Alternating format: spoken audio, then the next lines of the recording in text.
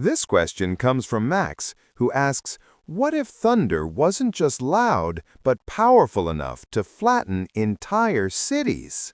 Max, get ready, because suddenly every clap of thunder isn't just annoying during a storm, it's a potential natural demolition contractor. First, let's define what we mean.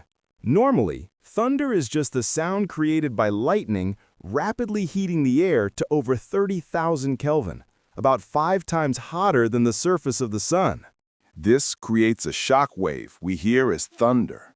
Right now, it's loud enough to make dogs nervous, but not enough to topple skyscrapers. But if the energy in that shockwave increased by orders of magnitude, suddenly we're talking about sonic destruction on a city scale. Imagine standing on your porch during a storm. Max, right now, you might cover your ears at a clap of thunder. If thunder could destroy cities, you wouldn't just cover your ears, you'd be looking for the nearest underground bunker. The pressure from the shockwave would obliterate buildings, shatter glass, and send cars flying. One clap of thunder, and your coffee shop is now a pile of debris. Let's crunch some numbers. A typical lightning strike carries about 1 billion joules of energy, enough to power a small town for a day. To make thunder city-destroying, we'd need that energy focused into the sound wave itself, essentially turning each boom into a concentrated blast comparable to a small bomb. Max, that's a lot of boom for a bit of gloom.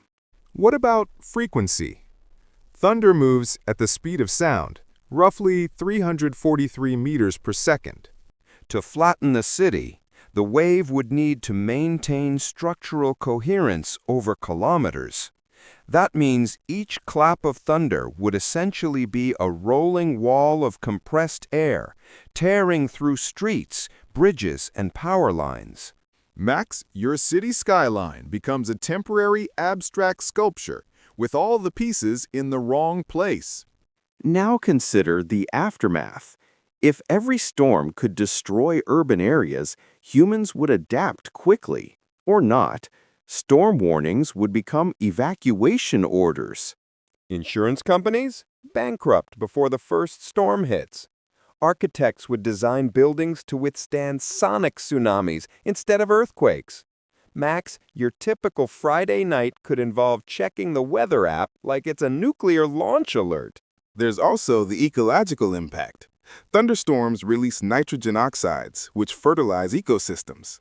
But if every clap destroyed forests and rivers, the environmental balance would collapse. Wildlife would retreat underground or evolve earplugs.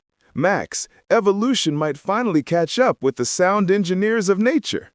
On a global scale, city-destroying thunder would make our weather systems geopolitical threats. Governments would develop thunder shields, sonic dampers, or artificial weather control. Max, national defense wouldn't just involve missiles and radar. It would involve predicting the exact decibel of doom for the next storm cell. Interestingly, humans might get creative.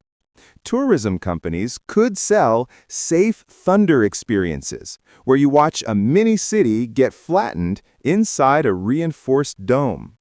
Or sports leagues might harness the shockwave for extreme events. Max Dodgeball would be replaced with Dodge the Thunder. Innovation thrives under pressure. Literally. In conclusion, Max, thunder, powerful enough to destroy cities, turns the mundane into the apocalyptic. Every storm would be a mix of awe and fear, nature's ultimate power trip. While it's fun to imagine the spectacle, surviving even a single clap would require more than courage. It would need serious engineering, tactical planning, and maybe a really good pair of noise-canceling headphones. P.S. Max, if this ever becomes real, remember, never argue with thunder, especially the city-destroying kind.